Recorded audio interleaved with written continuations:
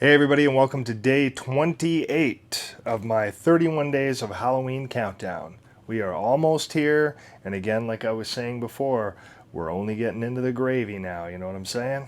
Today's t-shirt is by Gutter Garbs. It is this incredible Halloween 1978 design. This is a Sam Hain 1992 design, or Sam Hain, however you like to say it. This thing looks incredible. I really think he captured the Michael Myers look extremely well. I love how he has the lighting from the house lighting it up on the right side of the mask behind him. And then, of course, the shot from the back that looks phenomenal. The coveralls look perfect, the hair, everything looks great. And, of course, Loomis about to shoot him at least one of 6 times. Just gorgeous artwork. Absolutely stunning. I love the leaves behind it, the moon. You can see the car back there and everything. Just an utterly stunning design.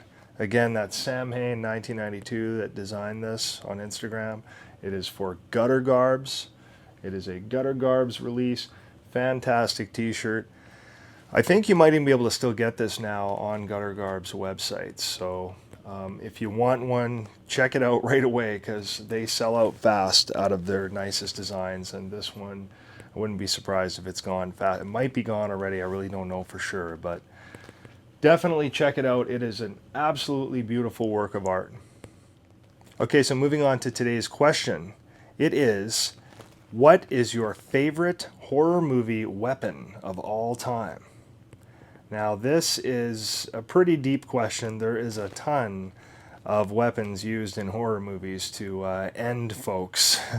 And, I mean, there's some really iconic ones, of course. You have Jason's machete, Michael Myers' butcher knife. One that I thought was very iconic that should certainly be mentioned is the Tall Man's spears from the Phantasm series. Those are extremely unique, absolutely gnarly weapons. Those are so cool. Those are just bam, you know, drill into your head and just spit blood out the other side. Or that really wild one from Phantasm 2 that had the saw blades on it that just goes, oh man, that gold one, whew, gnarly weapon. And you have all sorts of really cool ones like, you know, that power saw that Jason used in part 7, you know, the pull start with the saw blade, the rotary saw on the end of it. That's a pretty badass weapon.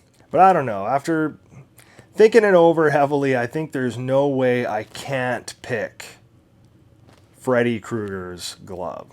I mean, I was obsessed with that thing when I was a kid.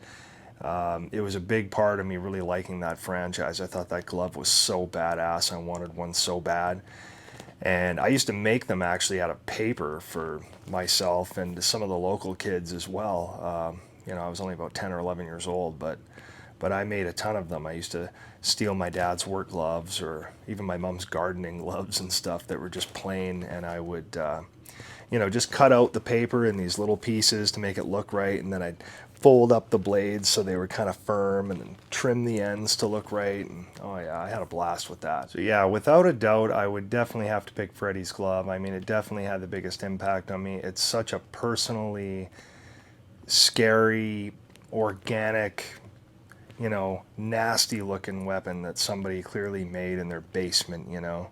So it's just so gnarly. I love it. And I love it even more than that new style. I know a lot of people like that newer style from the 2010 film that was quite terrible. The new style glove, it's cool and all, but I don't think anything beats the original. This is God. This little beauty I bought several years ago off of a fellow by the name of Kurt Gates. He is from Springwood Replicas, and he makes some super accurate gloves. This is a template glove.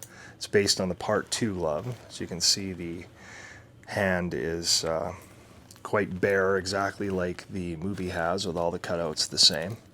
Super, super nice. A lot of little details like the resoldered broken blade, you know, the different size rivets, and each individual piece is all hand cut with a template from the actual movie glove.